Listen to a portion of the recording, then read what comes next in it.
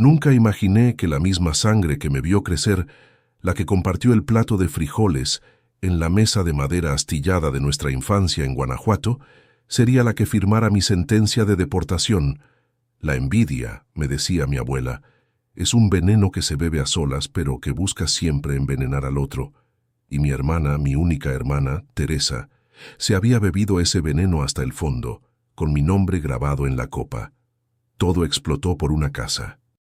Una simple casa de 3 recámaras en un suburbio de Houston, con un pequeño patio donde mis hijos Mateo y Sofía por fin podían correr sin miedo. No era una mansión, ni mucho menos, pero para mí, para mi esposa Clara, era el palacio que habíamos construido con 15 años de sudor, de turnos dobles, de manos partidas por el frío y la cal, de navidades sin regalos para poder juntar cada centavo. Era el símbolo de que lo habíamos logrado, y fue ese símbolo el que Teresa no pudo soportar. Lo supe la noche que me llamó, su voz destilando un resentimiento que nunca antes le había escuchado. El día que los agentes de ICE tocaron mi puerta a las 5 de la mañana, arrancándome de mi cama y de los brazos de mi esposa, no sentí sorpresa, solo un dolor sordo, una traición que me partía el alma en dos. Pero lo que mi hermana, mi propia sangre, no sabía, era que esa casa, el objeto de su envidia, era también mi arma secreta. Déjame en los comentarios desde qué país me escuchas, porque esta herida, esta traición, es una historia que lamentablemente muchos de nosotros compartimos.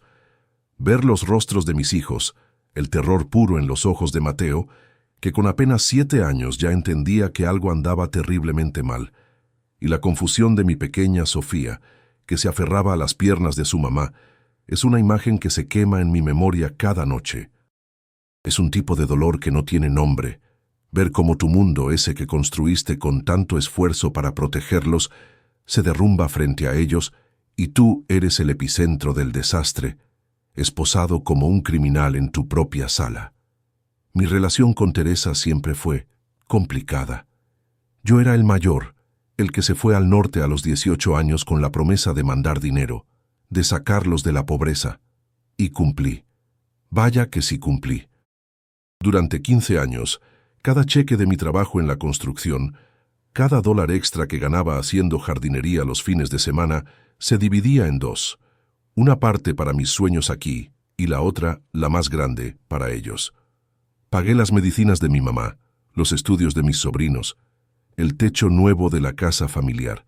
Nunca les faltó nada, o al menos eso creía yo. Les enviaba no solo dinero, sino pedazos de mi vida, de mi juventud. Cada dólar representaba una hora extra bajo el sol de Texas, una comida saltada, un par de botas rotas que aguantaba un mes más. Y ellos lo recibían, sí, pero con el tiempo, el agradecimiento se fue convirtiendo en una especie de expectativa, como si fuera mi obligación sagrada mantener su mundo a flote mientras el mío apenas se sostenía. Cuando conocí a Clara, una ciudadana americana con el corazón más noble que he conocido, mi vida empezó a tomar forma. Nos casamos, nacieron los niños, y el sueño de la casa propia se hizo más fuerte. Ella trabajaba como maestra y su sueldo nos daba estabilidad, pero fue mi negocio de construcción, que empecé de la nada, el que realmente nos permitió soñar. Teresa parecía feliz por mí, o al menos eso fingía en las videollamadas. Sus felicitaciones siempre venían con un pero, con una coletilla venenosa. Qué bueno, hermanito, que te está yendo tan bien. Ojalá un día tus sobrinos puedan tener un cuartito propio como el de Mateito. Qué bonita tu cocina. Acá seguimos con la estufa que gotea gas. Pequeños alfileres de culpa que yo, tontamente, intentaba calmar enviando más dinero, como si pudiera comprar su felicidad, como si pudiera pagar para que su envidia no me alcanzara. El problema fue cuando compramos la casa. Fue en marzo de este año, 2025. El gobierno de Trump había vuelto con más fuerza, y su nueva Operación Aurora tenía a toda nuestra comunidad con el Jesús en la boca. Las redadas eran diarias, las deportaciones masivas. Era un tiempo de miedo, pero nosotros, después de tanto sacrificio, sentimos que merecíamos esa alegría. La casa era nuestra ancla, la prueba de que pertenecíamos. Cuando le enseñé la casa a Teresa por videollamada, su sonrisa no llegó a sus ojos. Vi una sombra, una dureza que me heló la sangre. Fue un instante, pero en ese silencio incómodo mientras ella miraba la fachada de ladrillo y el césped recién cortado, sentí como algo se rompía entre nosotros para siempre. Ya no éramos el hermano mayor que cuidaba de su familia y la hermana agradecida. Éramos dos mundos distintos, separados por un abismo de celos que ella no estaba dispuesta a cruzar. 2 semanas después, me llamó. Necesitaba dinero, una cantidad absurda, para una supuesta deuda de su esposo que amenazaba con dejarlos en la calle. Era una mentira, lo supe al instante. El tono de su voz era demasiado dramático, demasiado ensayado. Le dije que no podía, que nos habíamos quedado casi sin ahorros con la compra de la casa, que las cosas estaban apretadas. Su respuesta fue un silencio cortante, un frío que me llegó hasta los huesos a través del teléfono, seguido de una frase que se me clavó en el pecho como una daga. A ver cuánto te dura tu casita de lujo, hermanito. A lo mejor un día de estos se dan cuenta de que no todos los que viven ahí deberían estar. Y colgó. No fue una discusión, fue una sentencia. En ese momento ya no era mi hermana, era una extraña que me deseaba el mal, una enemiga que había declarado la guerra usando como pretexto el mismo lazo de sangre que yo había honrado por 15 años. La caída fue brutal, como siempre lo es. El estruendo de los golpes en la puerta a las 5:30 de la mañana es un sonido que te rompe por dentro, que te arranca de tu realidad y te lanza a una pesadilla. Clara gritó, un grito ahogado de puro terror que todavía me retumba en los oídos. Los niños se despertaron llorando. Sus llantos pequeños y asustados se mezclaban con las voces graves y autoritarias que gritaban desde el otro lado de la puerta. Yo solo pude pensar en las palabras de Teresa, en su amenaza cumplida. Los agentes me trataron como a un criminal, me esposaron frente a mis hijos, sus caritas llenas de un terror que nunca jamás podré olvidar. Mientras me sacaban de la casa, vi a mis vecinos asomados por las ventanas, algunos con curiosidad, otros con esa mirada de desprecio que ya conocía. Me sentí desnudo, humillado, despojado de 15 años de trabajo honesto, de una vida construida con integridad. El centro de detención era un infierno gris, olía a desinfectante y a desesperanza. Cientos de hombres como yo, con la misma mirada perdida, separados de sus familias, convertidos en un número, en un expediente. En ese lugar deprimente, donde el tiempo se estira y se encoge como un acordeón desafinado, tuve demasiado tiempo para pensar, para revivir cada conversación, cada señal que ignoré. ¿Alguna vez has vivido algo parecido? ¿Has sentido ese miedo que te paraliza, que te hace sentir que no eres nadie? La llamada a Clara fue lo más difícil, escucharla llorar al otro lado, intentando ser fuerte por mí, por los niños, me partía el alma. Fue entonces cuando me confirmó lo que ya sabía. El abogado le había dicho que la denuncia había sido anónima, pero específica. Dieron mi nombre completo, mi dirección, detalles de mi trabajo. Solo alguien muy cercano podría haberlo hecho, alguien con acceso a mi vida, alguien como mi hermana. Mi madre me llamó al día siguiente, su voz era un hilo delgado y frágil, roto por el llanto. Me lo confesó todo, mijo. Tu hermana se le llenó el alma de veneno. Me contó cómo Teresa había llegado a su casa hecha una furia, gritando que no era justo, que mientras yo vivía en el lujo, ellos seguían en la misma miseria. Él tiene todo y nosotros nada, le había gritado. Se olvidó de su familia por vivir su sueño americano. Mi madre intentó hacerla entrar en razón, le recordó los 15 años de envíos, el dinero para las medicinas, para la escuela, para cada emergencia. Pero la envidia de Teresa era un monstruo sordo y ciego, que no entendía de razones ni de gratitud. Escuchar a mi propia madre contarme cómo mi hermana había planeado mi destrucción, cómo había usado la información que yo mismo le di para apuñalarme por la espalda, fue como si me arrancaran el corazón a pedazos. El dolor era tan profundo que apenas podía respirar. Pero en medio de esa oscuridad, de ese infierno gris que olía a cloro y a tristeza, recordé mi arma secreta. Unos meses antes, viendo el odio crecer en las noticias con la Operación Aurora, y sintiendo la envidia de Teresa en cada llamada, mi abogado, un hombre sabio que había visto demasiadas historias como la mía, me dio un consejo. «Carlos», me dijo, «en estos tiempos, con este gobierno, tienes que protegerte hasta de tu propia sombra. Tu estatus migratorio, aunque estés en proceso, te hace vulnerable a cualquier ataque malintencionado». Me habló de casos de esposas que denunciaban a sus maridos en medio de un divorcio, de vecinos que lo hacían por una discusión sobre un árbol, de familiares que traicionaban por herencias. Su consejo fue simple y directo. El castillo que estás construyendo, ponlo a nombre de la reina. La reina era Clara, ciudadana americana de nacimiento, intocable para las garras de inmigración. Siguiendo su consejo, hicimos algo que Teresa nunca podría haber imaginado. La casa, el sueño por el que tanto habíamos luchado, el objeto de su envidia mortal no estaba a mi nombre, ni siquiera a nombre de los dos. Legalmente, con cada documento firmado y sellado en la notaría, con cada cláusula revisada por el abogado para que no hubiera ninguna duda, la propietaria única y absoluta de esa casa de 3 recámaras en Houston era mi esposa, Clara Ramírez, nacida en Austin, Texas.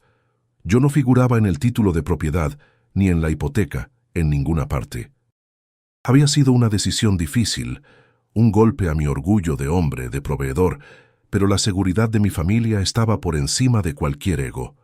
Fue mi plan de contingencia, mi seguro de vida contra la maldad del mundo, sin saber que la maldad más peligrosa vendría de mi propia sangre.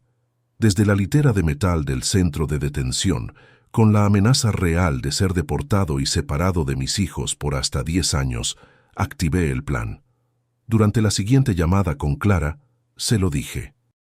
«Amor, es hora, llama al abogado. Saca los papeles. Es el momento de usar nuestro secreto». Escuché su respiración profunda al otro lado de la línea, y luego su voz cambió. El temblor del miedo fue reemplazado por un acero frío y afilado que nunca antes le había escuchado. «No te preocupes, mi amor», me dijo. «Voy a sacar a mi esposo de ese maldito lugar, y tu hermana va a aprender a no meterse con una leona que defiende a su familia». Colgó y por primera vez en días sentí una pequeña chispa de esperanza. Teresa había despertado a la persona equivocada, había confundido la dulzura de mi esposa con debilidad y estaba a punto de descubrir su error. Clara, con una fuerza que yo no sabía que tenía, se convirtió en mi generala en el campo de batalla. Contrató al mejor abogado de inmigración que pudimos pagar y empezamos la contraofensiva legal. Lo primero fue armar el caso para demostrar la malicia evidente en la denuncia de Teresa. Teníamos sus mensajes de texto, esos donde me pedía dinero de forma casi extorsiva. Teníamos el registro de la llamada donde me amenazó directamente, una llamada que, por consejo del abogado, había grabado. Y teníamos el testimonio más doloroso pero más poderoso. Mis padres, con el corazón roto por tener que elegir entre sus 2 hijos, aceptaron firmar una declaración jurada contando la confesión llena de odio de Teresa.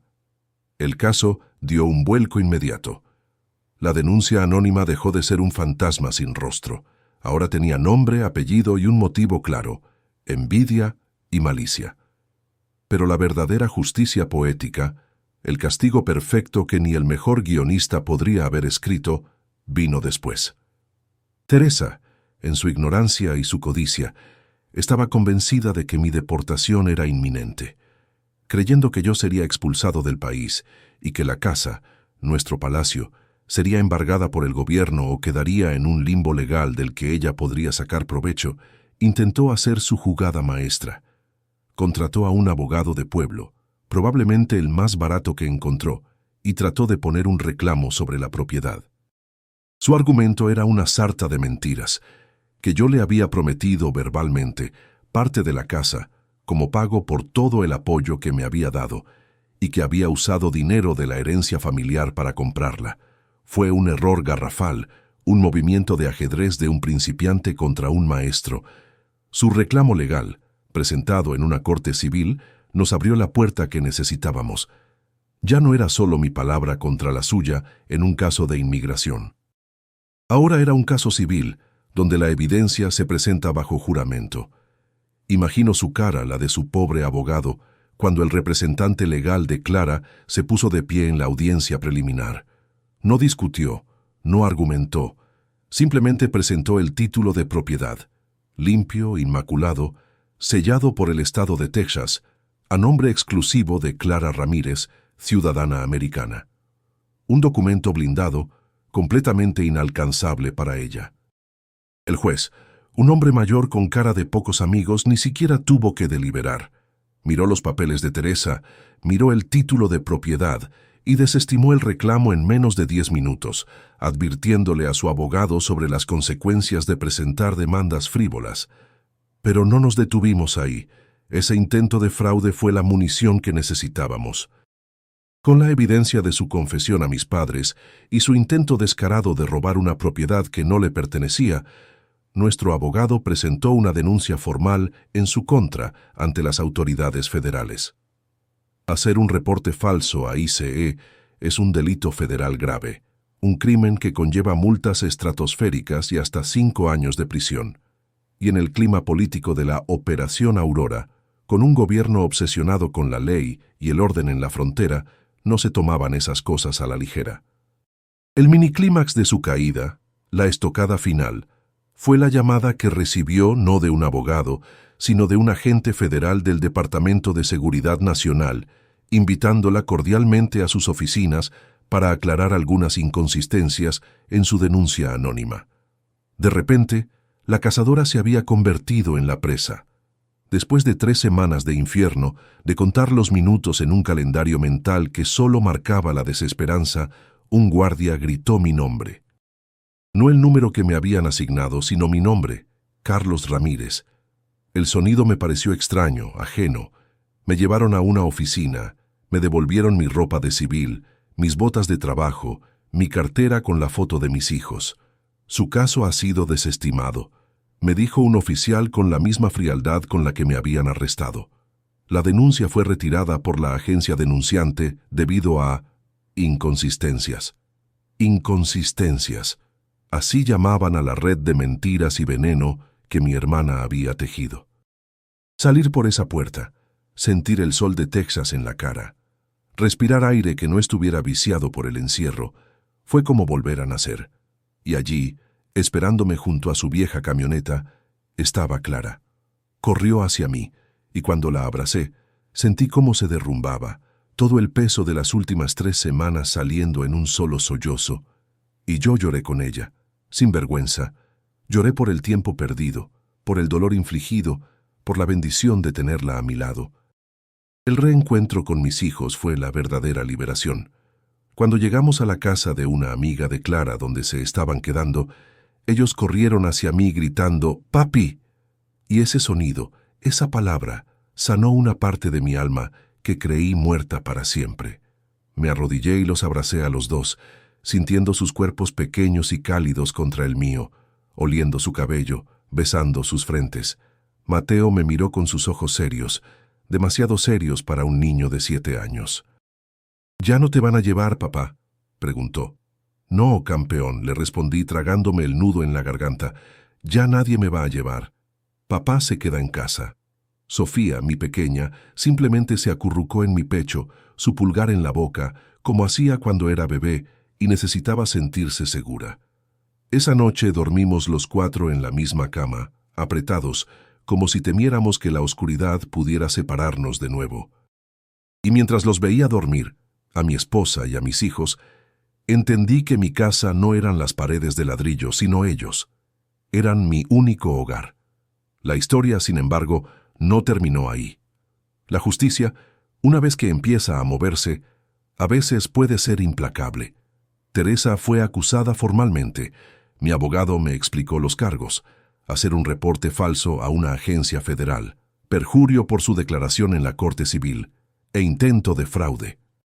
La Operación Aurora, la misma arma que ella quiso usar para destruirme, se había vuelto en su contra. El gobierno no tolera que se juegue con su sistema, y menos en un clima político tan tenso. De repente, mi hermana, la que se burlaba de mi vulnerabilidad, era ahora la que enfrentaba abogados, jueces y la posibilidad muy real de la cárcel. Perdió su trabajo, sus supuestos amigos le dieron la espalda, y lo más doloroso para ella, mis padres, le retiraron la palabra. La envidia la había consumido y la había dejado completamente sola, enfrentando a la justicia que ella misma, en su ceguera, había invocado. La llamada con mis padres fue una de las más difíciles de mi vida. Mi papá, un hombre duro, un roble que rara vez se doblaba, lloró por teléfono. «Perdóname, mijo», me decía. «Fallé. No vi el veneno que crecía en tu hermana. Le di todo, igual que a ti. No sé en qué fallé». Intenté consolarlo. Le dije que no era su culpa, que la envidia es una enfermedad del alma que uno elige tener. Mi madre me contó que Teresa los había llamado, suplicando, pidiendo que hablaran conmigo, que la perdonara, que retirara los cargos. Le dijimos que no, me aseguró mi mamá con una voz firme que no le conocía. Le dijimos que cosechó lo que sembró, que el perdón no se pide, se gana, y que ella tenía un largo camino por delante antes de poder volver a llamarnos sus padres. La traición de Teresa no solo me había roto a mí, había fracturado nuestra familia de una forma que quizás nunca sane por completo. El golpe de gracia para Teresa llegó cuando el juez federal le negó la libertad bajo fianza. La consideraron un riesgo de fuga. Pasó 2 meses en la misma clase de centro de detención del que yo acababa de salir, esperando su juicio. Su abogado, viendo la montaña de evidencia en su contra, los mensajes, la grabación, la declaración de mis padres, el intento de fraude inmobiliario, le aconsejó aceptar un acuerdo. Se declaró culpable de hacer un reporte falso a una agencia federal. La sentencia fue dura. 5 años de libertad condicional, una multa de $10,000 y la obligación de cumplir 500 horas de servicio comunitario, precisamente en un centro de ayuda para familias inmigrantes separadas por la deportación. La ironía era tan amarga que casi parecía un chiste macabro. El juez quería que viera de cerca el dolor que su envidia pudo haber causado. Hoy, 1 año después de la pesadilla, miro por la ventana de mi casa, la misma casa que casi me cuesta todo, y veo a Mateo y Sofía jugando en el patio. El sol de Texas cae sobre sus risas y siento una paz profunda, una paz que creí perdida para siempre. La traición de mi hermana dejó una cicatriz en mi alma, una que probablemente nunca sanará del todo. Perdí una parte de mi historia, de mi sangre, y eso es algo que el tiempo no borra. Pero también aprendí una lección invaluable, una lección que no se encuentra en los libros. Aprendí que la verdadera familia no siempre es la que lleva tu apellido, sino la que lucha a tu lado en la más profunda oscuridad, la que te sostiene con amor y lealtad cuando estás a punto de caer sin remedio. Aprendí que en este país, especialmente para nuestra gente, a veces tienes que ser más inteligente, tienes que jugar el juego con sus propias reglas, tienes que protegerte no solo de los extraños, sino a veces, dolorosamente, de los tuyos. Tienes que anticipar el veneno antes de que te lo sirvan en la mesa. Si tú que me escuchas estás pasando por algo similar, si sientes que la envidia y la traición de los que deberían amarte te rodean como una sombra, no te rindas. Pelea. Busca ayuda legal. Documenta absolutamente todo. Cada mensaje, cada llamada, cada palabra amenazante. Protege lo tuyo, no solo con trabajo duro, sino con astucia. Porque a veces la mejor defensa no es construir un muro más alto, sino tener un papel bien firmado, un secreto guardado que, en el momento justo, se convierte en el arma de tu justicia. Mi casa ya no es solo un símbolo de éxito material. Ahora es un monumento. Es un monumento a la fuerza de mi esposa, a la resiliencia de mis hijos, a la lealtad de los verdaderos amigos y a la dura lección de que la sangre te hace pariente, pero solo la lealtad te hace familia. Teresa está cumpliendo su condena en algún lugar de Guanajuato, sola con el veneno que eligió beber. No le deseo el mal, pero tampoco puedo encontrar en mi corazón el perdón. Quizás algún día. Por ahora me concentro en reconstruir, en sanar, en enseñarles a mis hijos que el éxito más grande no es tener una casa bonita, sino construir un hogar lleno de amor, confianza y lealtad. ¿Qué hora es allá donde estás mientras oyes el final de mi historia? Sea la hora que sea, espero que te encuentres rodeado de la familia que sí vale, la que se elige, la que te da luz en lugar de sombra. Y si no la tienes, espero que mi historia te dé la fuerza para construirla tú mismo.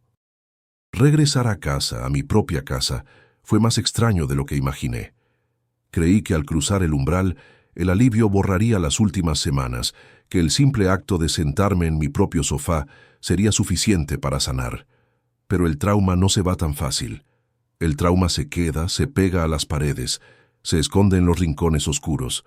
Durante el primer mes, cada vez que sonaba el timbre, mi corazón se disparaba y sentía un sudor frío en la espalda.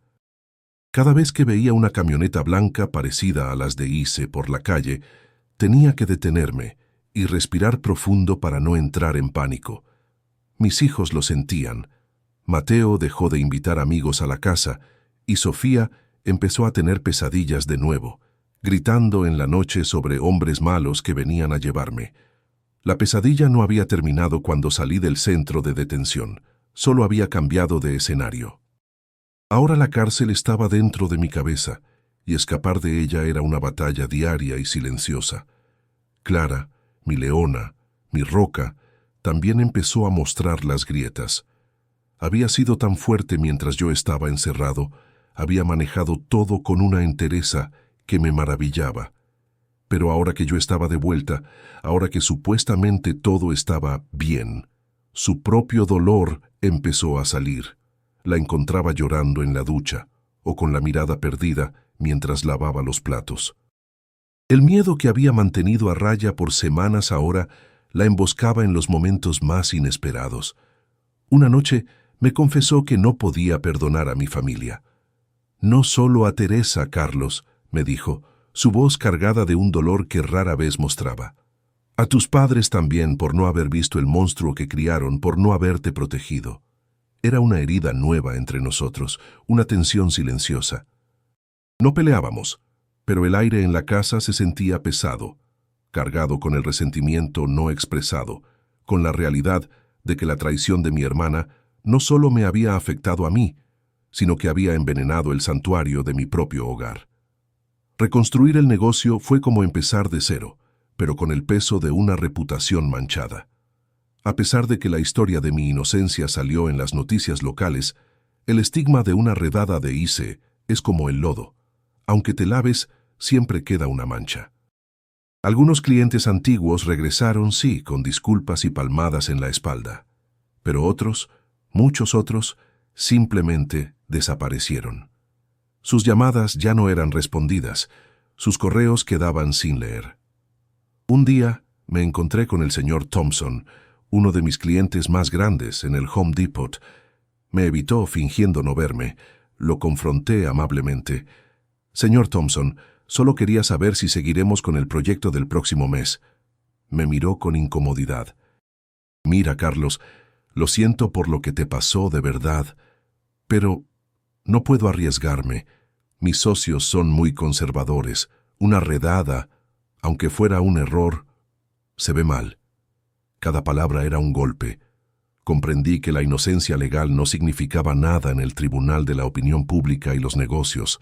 La comunidad estaba dividida. Por un lado, estaban los que nos apoyaban incondicionalmente, como nuestros vecinos de al lado, los Henderson, una pareja de jubilados que nos trajeron una lasaña la noche que regresé. Pero por otro lado, estaban los que, como el señor Thompson, nos miraban con sospecha.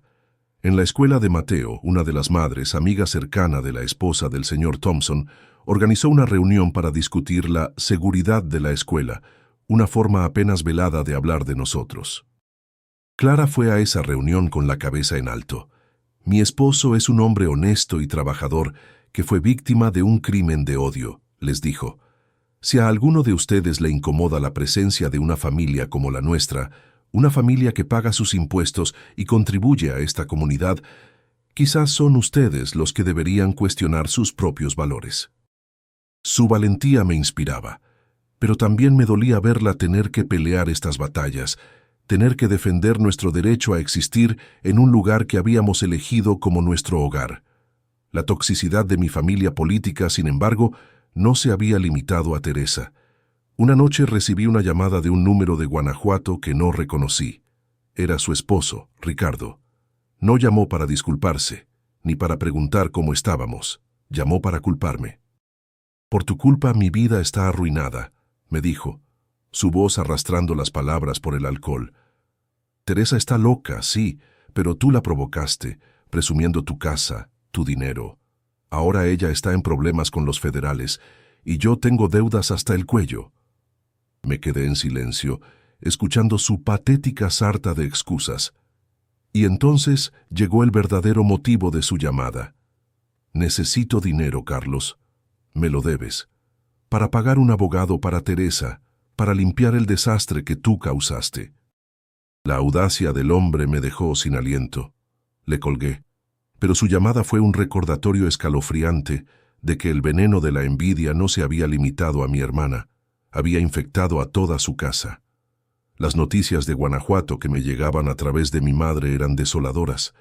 El chisme en el pueblo se había esparcido como pólvora, pero la historia se había torcido, como siempre pasa. Algunos decían que yo me había hecho rico con negocios sucios y que por eso me había agarrado la migra. Otros que había abandonado a mi familia y que la pobre de Teresa solo había intentado obtener lo que era justo. Mis padres, ya mayores, estaban sufriendo una humillación pública que no merecían. «Ya no podemos salir a la plaza sin que la gente nos mire y murmure», me contó mi mamá, su voz temblando. «Tu papá ha vuelto a tener problemas con la presión. Esto nos está matando, mijo». Me sentí impotente, atrapado a miles de kilómetros de distancia, incapaz de defender su honor, de limpiar nuestro apellido en la tierra que me vio nacer. La traición de Teresa no solo había cruzado la frontera, sino que había viajado en el tiempo para manchar el pasado y el legado de mis padres. Justo cuando sentía que el peso del mundo me estaba aplastando, ocurrió un pequeño milagro. Recibí una llamada de una de las constructoras más grandes de Houston, una empresa con la que siempre había soñado trabajar. El dueño, un hombre llamado Frank Miller, había leído la historia completa en el periódico y se había conmovido. «Señor Ramírez», me dijo con su acento texano, «lo que le hicieron es una porquería. Va en contra de todo lo que este país debería representar. He revisado su portafolio. Su trabajo es de primera. Quiero ofrecerle el contrato de jardinería y paisajismo para nuestro nuevo desarrollo residencial en Katy». Era el proyecto más grande de mi carrera, un contrato que no solo salvaría mi negocio, sino que lo llevaría a un nuevo nivel. No era solo dinero, era un acto de fe. Era la validación de un extraño que veía mi trabajo, no mi estatus, no el color de mi piel. Era la prueba de que, a pesar de todo el odio, la bondad también existía. Esa noche, mientras metía a Mateo en la cama, él me miró con esos ojos profundos que a veces me asustaban por lo mucho que entendían. «Papá, la tía Teresa es mala». La pregunta me cayó como una piedra. Dudé un momento, buscando las palabras correctas. «No, mijo», le dije finalmente sentándome a su lado. «Tu tía no es mala. Está enferma. Tiene una enfermedad en el corazón que se llama envidia, y esa enfermedad la hizo hacer algo terrible. Pero no la hace una persona completamente mala. Solo una persona muy triste y perdida». Mateo pareció meditarlo. «¿Y se va a curar? No lo sé, campeón. Eso solo depende de ella». Mientras lo arropaba, me di cuenta de que le estaba enseñando la lección más difícil que yo mismo estaba aprendiendo. Cómo perdonar, no por el bien del otro, sino por el nuestro, para que el veneno de su odio no terminara enfermándonos también a nosotros. El primer día en el sitio de construcción de Frank Miller se sintió como mi primer día de trabajo en Estados Unidos. Tenía esa misma mezcla de nervios y emoción, esa necesidad imperiosa de demostrar mi valía. Pero esta vez era diferente. No estaba solo, asustado y sin papeles. Era el dueño de mi propia compañía, con un contrato legítimo en la mano. Cuando llegué, el jefe de obra, un hombretón llamado Bill, me saludó con un apretón de manos firme. Frank nos contó tu historia, Ramírez. Qué bueno tenerte a bordo. Aquí valoramos el trabajo duro, no de dónde vienes. Ver a mi equipo, a mis muchachos, descargando el equipo en ese enorme terreno, con la confianza renovada en sus rostros, me llenó de un orgullo que me costaba contener. Estábamos de vuelta, no solo trabajando, sino construyendo algo grande, algo visible para todos. Era nuestra respuesta a los que nos habían despreciado, una declaración hecha no con palabras, sino con el ruido de las máquinas y el sudor de nuestra frente. Pero la sombra de la familia de Teresa seguía siendo larga y retorcida. Un par de semanas después de que le colgué a Ricardo, su esposo, empezó a acosarnos. No directamente, era demasiado cobarde para eso. Empezó a dejar comentarios venenosos en la página de Facebook de mi negocio, que habíamos reactivado. Pregúntenle a este hombre cómo trata a su propia familia. Cuidado, a lo mejor te denuncia a la migra si no le gusta algo. Eran mentiras, veneno puro, diseñado para dañar mi reputación recién recuperada. Clara fue la que los vio, y la rabia en sus ojos fue terrible. Se acabó, Carlos. No voy a permitir que este gusano siga arrastrándose en nuestras vidas. Esa misma tarde, nuestro abogado le envió una carta de cese y desistimiento, amenazándolo con una demanda por difamación si no paraba inmediatamente. Los comentarios desaparecieron al día siguiente. Fue una pequeña victoria, pero nos enseñó que a veces, para proteger la paz, tienes que estar dispuesto a ir a la guerra. Esa pequeña batalla, sin embargo, nos unió más a Clara y a mí. Esa noche, después de que los niños se durmieron, nos sentamos en el patio, el mismo patio que había sido testigo de mi humillación. Por primera vez, hablamos sin filtros de su dolor. Tenía tanto odio, Carlos, me confesó. Odiaba a tu hermana, a su esposo e incluso a tus padres por no haberla detenido, y me odiaba a mí misma por sentir eso, porque no soy una persona de odio. Le tomé la mano. Tienes todo el derecho de sentirlo, mi amor. Ellos te lastimaron a nuestra familia. Lo que tú hiciste fue defendernos, protegernos. Nunca confundas la fuerza con el odio. Hablamos durante horas, vaciando el veneno que se había acumulado, limpiando la herida con la verdad. Y en esa conversación, bajo las estrellas de Texas, nuestro matrimonio se forjó de nuevo, no en la inocencia del primer amor, sino en el fuego de una crisis compartida, haciéndolo más fuerte, más real. A la semana siguiente, la comunidad nos dio una sorpresa que jamás olvidaré. Fue un sábado por la mañana. Yo planeaba trabajar solo en el taller, preparando unos planos para el proyecto de Miller. De repente, escuché ruido afuera. Al asomarme, vi a una docena de mis vecinos, liderados por los Henderson, armados con rastrillos, palas y carretillas. Estaban mis clientes más leales, padres del equipo de soccer de Mateo, incluso gente que apenas conocía. Escuchamos que tienes un gran proyecto, Carlos, dijo el señor Henderson con una sonrisa, y sabemos que has pasado por mucho. Pensamos que te vendría bien una mano para ponerte al día. Se quedaron todo el día, limpiando mi taller, organizando mis herramientas, afilando las cuchillas de las podadoras. Sus esposas trajeron comida y bebida. Fue una fiesta de trabajo, un acto de solidaridad comunitaria que me desarmó por completo. Mientras veía a toda esa gente, de diferentes razas y orígenes, trabajando juntos por mí, por mi familia, entendí que Brad no representaba a mi comunidad. Él era la excepción, no la regla. El bien a veces hace más ruido que el odio. A pesar de la generosidad de Frank Miller y el apoyo de la comunidad, el agujero financiero que nos había dejado la crisis era profundo y real. Las facturas de los abogados, aunque valieron cada centavo, sumaban una cantidad que me quitaba el sueño. 3 meses de ingresos casi nulos habían vaciado nuestras cuentas de ahorro. Y a eso se sumaba una nueva y pesada responsabilidad. Con el corazón en la mano, les había pedido a mis padres que se mudaran de nuestro pueblo en Guanajuato. El chisme y la vergüenza los estaban consumiendo. Encontré para ellos una pequeña casa de alquiler en San Miguel de Allende, una ciudad más grande, más anónima, donde podrían vivir sus últimos años en paz, lejos de las miradas acusadoras. Era un gasto mensual considerable, pero era mi deber. Era lo mínimo que podía hacer por ellos después del infierno que habían vivido por mi culpa, por la culpa de su propia hija. Así que, aunque el futuro se veía más brillante, la presión económica era un recordatorio constante de lo frágil que era nuestra nueva estabilidad. Mi madre me mantenía al tanto de la situación de Teresa, no por chisme, sino porque sabía que yo necesitaba saberlo para poder cerrar el capítulo. Me contó que había empezado su servicio comunitario en el Centro para Inmigrantes en Irapuato. La ironía era brutal.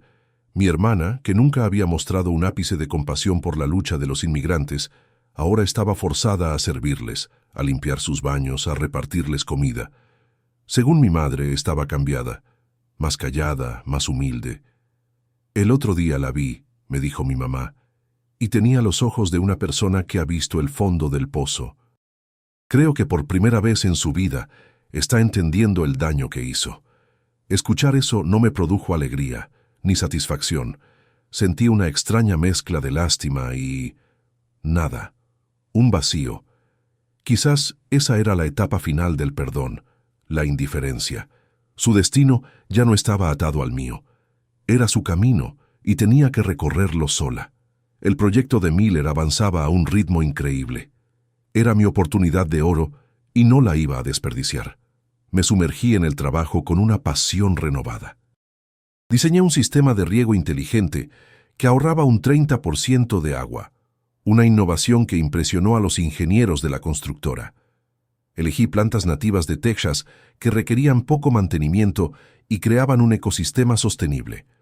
Un día, el propio Frank Miller apareció en el sitio sin avisar. Yo estaba cubierto de tierra, explicando a mi equipo cómo instalar unas rocas de paisaje. Se quedó observando un rato y luego se me acercó. Ramírez, me dijo, no solo eres un gran trabajador, eres un artista. Esto va a quedar mejor de lo que imaginé. Esa simple frase, ese reconocimiento de mi talento, de mi visión, fue como un bálsamo para el alma. Estaba recuperando no solo mi negocio, sino mi identidad profesional, mi orgullo como constructor. Esa noche llamé a mi padre. Ya estaban instalados en su nueva casa en San Miguel y por primera vez en meses su voz sonaba relajada, fuerte. No hablamos de Teresa ni de los problemas. Hablamos de trabajo, de la tierra. Le conté sobre el sistema de riego, sobre el tipo de césped que estaba usando. Él me dio consejos, como hacía cuando yo era un adolescente y lo ayudaba en sus obras en Guanajuato. Me habló de su pequeño huerto, de los jitomates y chiles que había sembrado. En esa conversación sencilla y honesta, sentí cómo se reconstruía un puente, no uno que se hubiera roto, sino uno que se había debilitado por el dolor y la distancia. Recordé por qué me había dedicado a esto, por el amor a la tierra, por la satisfacción de ver algo crecer, de construir algo con mis propias manos. Era un legado, una herencia de mi padre que ninguna traición, ninguna deportación podría arrebatarme jamás. El éxito en el proyecto de Miller no tardó en atraer la atención. Otras constructoras empezaron a llamarme. Mi reputación, que pensé destrozada, se estaba reconstruyendo sobre una base aún más sólida que antes, la de un hombre que no solo hacía un buen trabajo, sino que había sobrevivido a una injusticia con dignidad. Pero el camino de la reconstrucción nunca es una línea recta. A mitad del proyecto, una tormenta tropical inesperada azotó Houston. Lluvias torrenciales durante 2 días seguidos. El sistema de drenaje que habíamos diseñado funcionó a la perfección, pero una sección del terreno que aún no estaba asegurada se convirtió en un lodazal, llevándose consigo cientos de plantas jóvenes que acabábamos de sembrar. Fue un golpe devastador, no solo financieramente, sino moralmente. Ver todo ese trabajo, todo ese crecimiento incipiente, ahogado en lodo, se sintió como una metáfora demasiado cruel de mi propia vida. Por un momento, Sentí que el universo me estaba poniendo a prueba una vez más. Fue Clara quien me sacó de ese bache. «Esto no es nada, Carlos», me dijo esa noche, mientras yo miraba los números rojos en la computadora. «Es solo agua y tierra. Hemos enfrentado monstruos peores que una tormenta». Al día siguiente, viendo la determinación en su rostro, me di cuenta de que ella también había cambiado. Ya no era solo la maestra que me apoyaba desde la barrera. La crisis la había metido de lleno en el negocio. Empezó a encargarse de la contabilidad, de los permisos, de las llamadas a los clientes. Tenía un talento natural para la organización que yo nunca tuve. Se convirtió en la socia que no sabía que necesitaba. Verla en la oficina, negociando con proveedores por teléfono con una firmeza que yo rara vez lograba, me llenó de una nueva clase de amor por ella, un amor nacido del respeto y la admiración por la mujer increíblemente fuerte en la que se había convertido. Juntos no solo éramos una pareja, éramos un equipo. Un sábado, mientras estábamos en un festival cultural en el centro de Houston, ocurrió algo que me sacudió. Entre la multitud vi una cara familiar. Era mi sobrino, el hijo mayor de Teresa, un muchacho de 16 años al que no veía en persona desde que era un niño. Estaba con otros familiares, unos primos lejanos que vivían en Pasadena. Nuestros ojos se encontraron y vi la confusión y el dolor en su rostro. Se acercó a mí dudando. «Tío Carlos», dijo en voz baja. Lo abracé.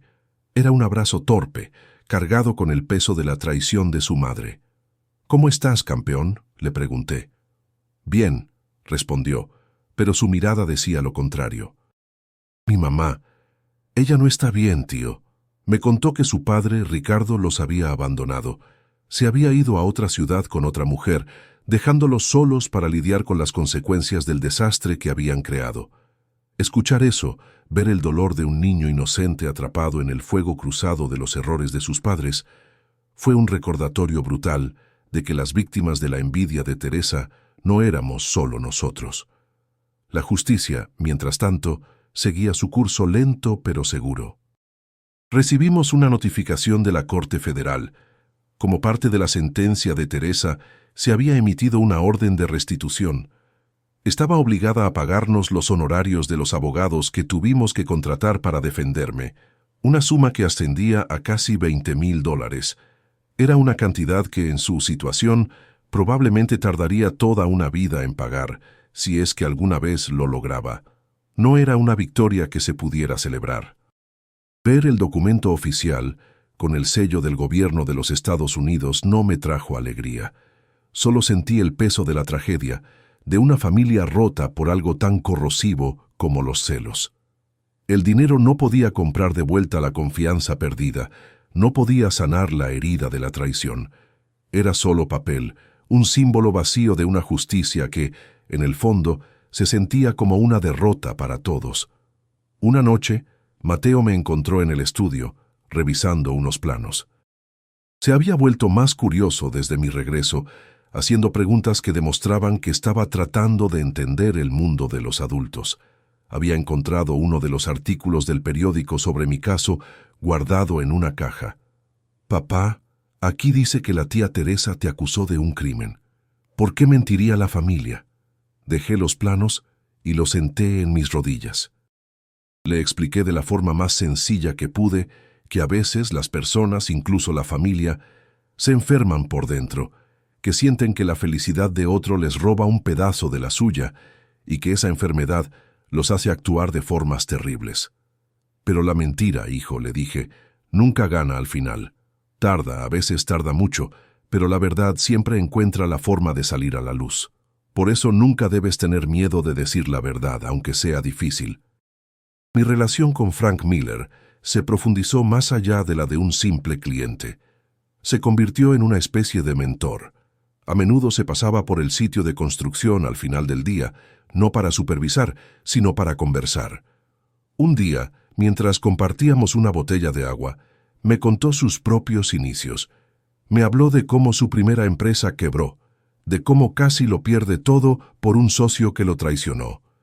«El negocio de la construcción, Carlos», me dijo, «es como la vida. Está lleno de gente que quiere verte caer.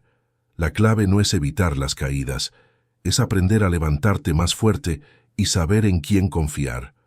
Sus consejos eran oro para mí. Me enseñó a navegar el mundo de los grandes contratos, a proteger mi negocio legalmente, a tener la confianza para valorar mi trabajo y cobrar lo que valía. Me estaba dando las herramientas no solo para reconstruir mi empresa, sino para construir un futuro a prueba de traiciones.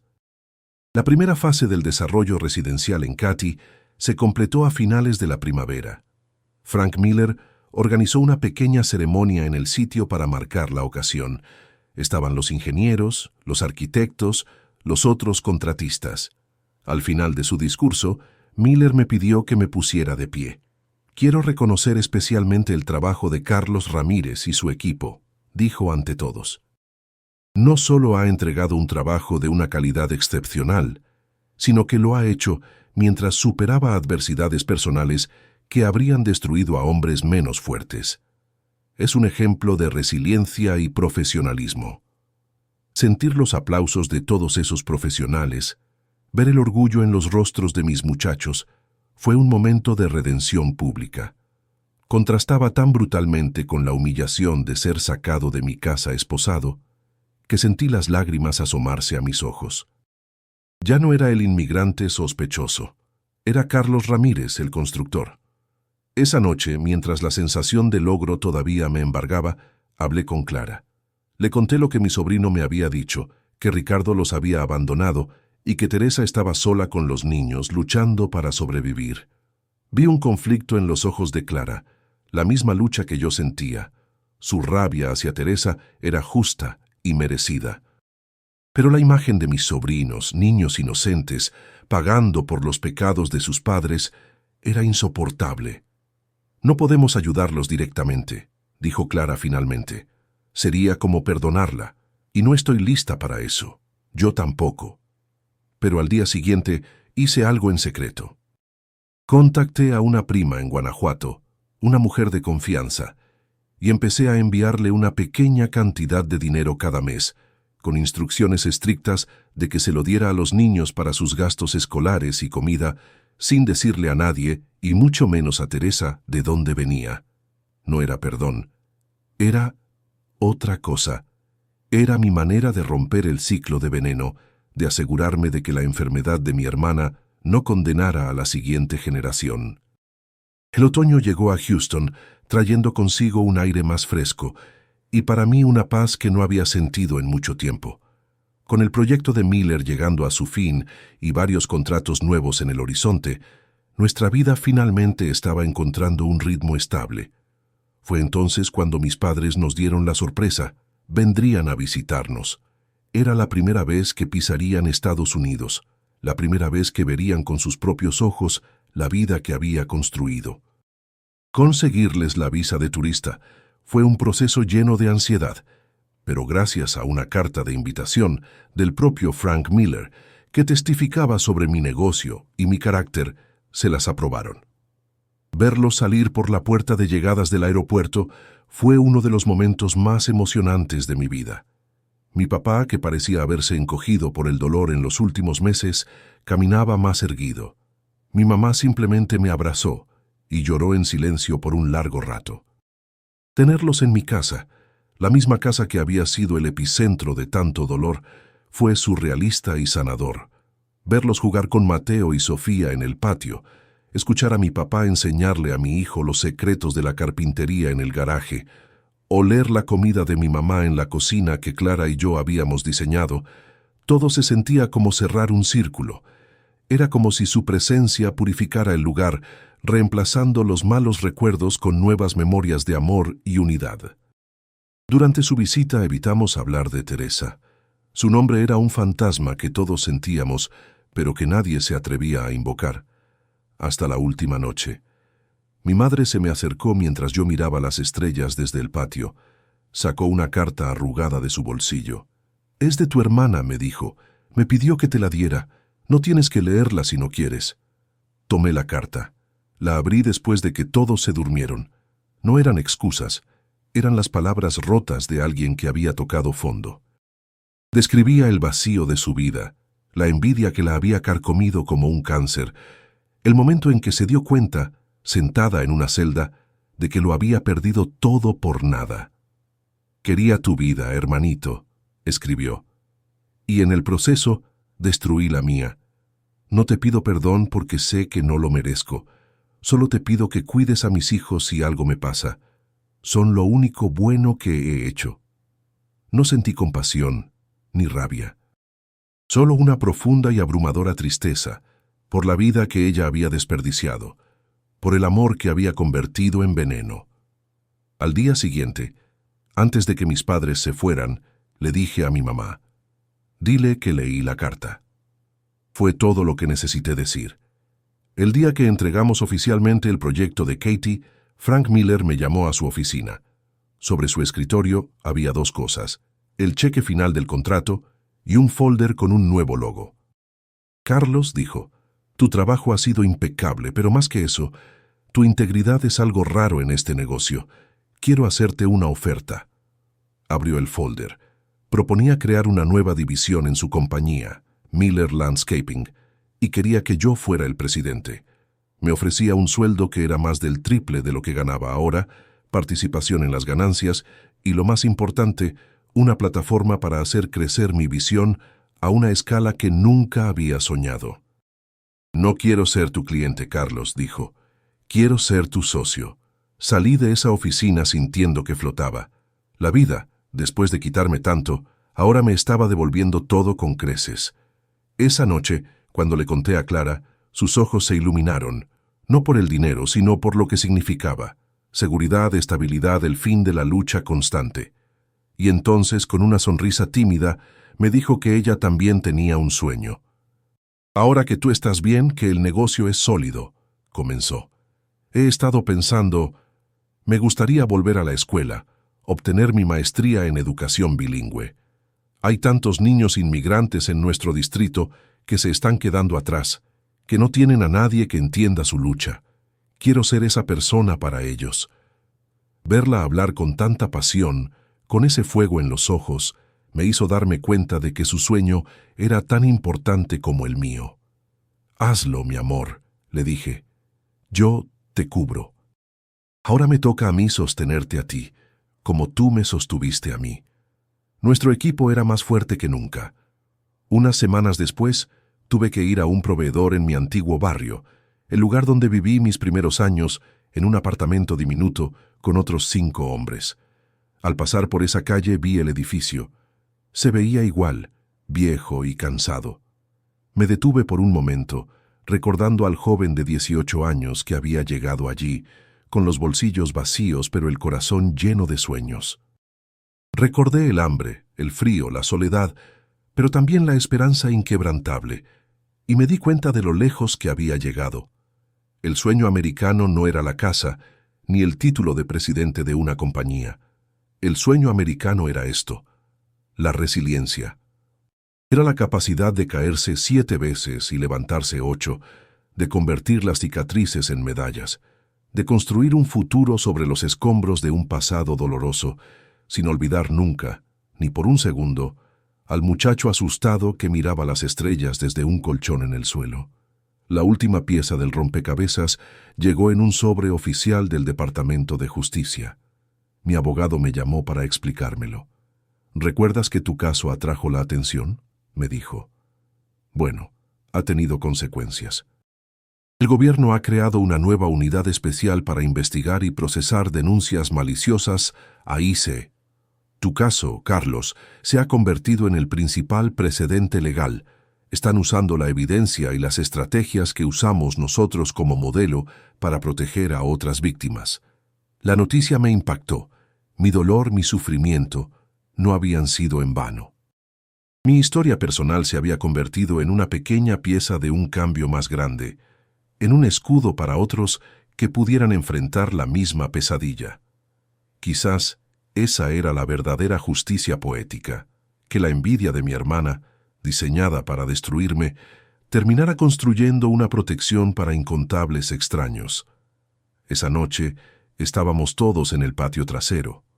Olía a carne asada en el grill y al césped recién cortado. Mateo y Sofía corrían, sus risas mezclándose con la música suave que salía de la casa. Clara se acercó y me abrazó por la espalda, descansando su cabeza en mi hombro. «Lo logramos, amor», susurró. «Estamos en casa». Miré el cielo de Texas, que se teñía de naranja y morado, y en ese instante de perfecta calma entendí el verdadero significado del sueño americano. No se trata de tener más que los demás. Se trata de construir un refugio de amor y lealtad tan fuerte que ningún veneno, ninguna traición pueda derribarlo. Se trata de encontrar la gracia para ayudar incluso a aquellos que te hirieron, no para salvarlos a ellos, sino para salvarte a ti mismo del odio. Mi casa estaba segura, no por el título de propiedad, sino porque estaba construida sobre el único cimiento que de verdad importa: el amor inquebrantable de una familia que eligió la unidad por encima de todo. Un año después, la vida se había asentado en una nueva y hermosa normalidad. La sociedad con Frank Miller era un éxito rotundo. Miller Landscaping se había convertido en una de las empresas de paisajismo más respetadas de Houston. Ya no pasaba mis días cubierto de tierra, sino diseñando, gestionando y, lo más importante, creando oportunidades para otros. Insistí en un programa de contratación que daba prioridad a inmigrantes con estatus legal, pagándoles salarios justos y ofreciéndoles beneficios. Quería que mi empresa fuera el antídoto al tipo de explotación que muchos de nosotros habíamos sufrido. Clara estaba a punto de terminar su maestría con honores. Su pasión por ayudar a los niños inmigrantes en las escuelas era una inspiración. Verla estudiar por la noche, con la misma determinación con la que había luchado por mi libertad, me recordaba constantemente la increíble mujer con la que compartía mi vida. Nuestros hijos, Mateo y Sofía, habían vuelto a ser niños. Sus risas llenaban la casa, libres de la sombra del miedo que los había perseguido.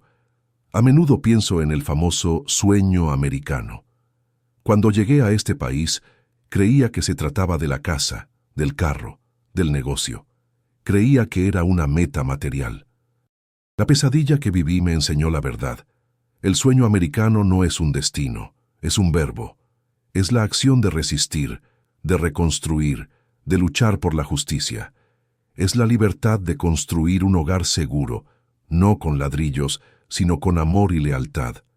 Es la resiliencia para enfrentar el odio y no dejar que te envenene el alma. Mi historia no es una tragedia. Fue un bautismo de fuego, una prueba que nos obligó, a mí y a mi familia, a descubrir la fuerza que no sabíamos que teníamos. Nos despojó de todo lo superficial y nos dejó con lo único que realmente importa: el uno al otro. Y por eso, de una manera extraña y dolorosa, estoy agradecido. De Teresa sé muy poco, y es mejor así. Mis padres me cuentan, en raras ocasiones, que terminó su servicio comunitario, que se mudó a otra ciudad, que tiene un trabajo sencillo en una tienda, que vive una vida tranquila, casi anónima. Nunca ha intentado contactarme, y yo tampoco a ella. El puente entre nosotros se quemó, y no hay vuelta atrás. No le guardo rencor, pero tampoco hay perdón. Hay simplemente un espacio vacío donde antes había una hermana. A veces, en las noches más silenciosas, me pregunto si alguna vez piensa en lo que hizo, si entiende la magnitud del abismo que cavó. Espero que sí. No por mí, sino por ella, porque vivir con ese veneno dentro, sin arrepentimiento, es una condena mucho peor que cualquier sentencia que un juez pueda dictar. Hace unos meses, recibí un correo electrónico que me hizo llorar. Era de una mujer salvadoreña que vivía en California. Había visto un reportaje sobre la nueva fuerza especial del gobierno que investigaba las denuncias falsas a IIC. Un reportaje donde mi caso fue mencionado brevemente como el catalizador del programa. Su esposo había sido deportado hacía un año por una denuncia falsa de un jefe abusivo. Gracias a la existencia de esta nueva unidad, habían reabierto su caso, probado la malicia, y ahora él estaba en proceso de regresar con una visa U, la misma que me salvó a mí. «Usted no me conoce, señor Ramírez», escribió, «pero su lucha nos dio a mí y a mis hijos la esperanza que habíamos perdido. Gracias. Releí esas palabras una y otra vez, y entendí que mi sufrimiento había tenido un propósito más allá de mi propia vida. Se había convertido, sin yo buscarlo, en una pequeña luz para otros que caminaban en la misma oscuridad. Mi padre cumplió 70 años el mes pasado. Insistimos en que él y mi mamá lo celebraran con nosotros, en Houston. Fue una fiesta llena de vida en nuestro patio trasero. Estaban mis muchachos del trabajo, la familia de Clara, nuestros vecinos, el propio Frank Miller con su esposa. Al final de la noche, mi padre y yo nos quedamos solos, mirando el fuego de la parrilla. Me puso una mano en el hombro, sus ojos brillando con lágrimas contenidas. Cuando crucé la frontera, mijo, todo lo que soñaba era darles una vida sin las carencias que yo tuve, me dijo. Pero tú construiste algo más. Construiste respeto. Construiste una comunidad. Construiste un legado. Estoy tan orgulloso del hombre en el que te convertiste.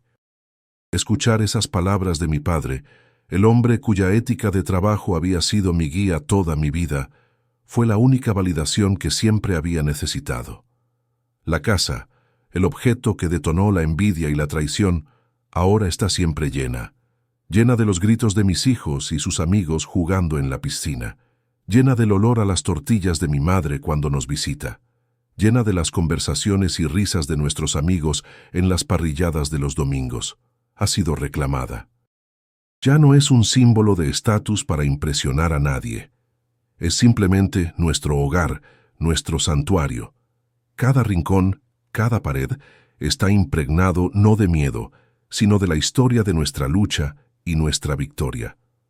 A veces, cuando estoy solo, toco la pared del pasillo, la misma pared contra la que los agentes me empujaron esa madrugada, y siento una conexión profunda con la resiliencia de mi familia. Esta casa no nos define. Nosotros la definimos a ella. Si algo he aprendido de todo esto, es que la familia, la verdadera, se mide en lealtad, no en sangre. La sangre te hace pariente, pero es en las trincheras de la vida, en las batallas contra la injusticia y el dolor, donde descubres quiénes son tus verdaderos hermanos. Aprendí que el odio y la envidia son jaulas autoimpuestas y que la única forma de ser verdaderamente libre es negarse a entrar en ellas. A todos los que me escuchan, a todos los que han sentido la picadura de la traición o el peso de la injusticia, les digo esto: no se rindan. Construyan sus vidas sobre cimientos de honestidad, protejan a sus seres queridos con sabiduría y nunca, nunca subestimen el poder de la verdad. Porque al final del día, es la única arma que los que viven en la oscuridad no pueden combatir. Mi historia tuvo un final feliz, pero sé que muchas otras no lo tienen. Por eso comparto esto. Para que mi voz se una a la de tantos otros, para que juntos hagamos un ruido tan fuerte que sea imposible de ignorar. Para recordarle a este país que somos más que mano de obra barata, que somos constructores, creadores, padres, madres, hijos e hijas, que estamos aquí para construir, no para quitarle nada a nadie. Ahora mismo, mientras te cuento esto, el sol se está poniendo sobre mi patio en Houston. Mateo está tratando de enseñarle a Sofía a patear un balón de fútbol. Clara me sonríe desde la puerta de la cocina. Todo está en calma. ¿Y allá donde tú estás? ¿Qué hora es mientras escuchas mi voz? Sea la hora que sea, te deseo paz. Te deseo lealtad. Y te deseo la fuerza para construir tu propio final feliz.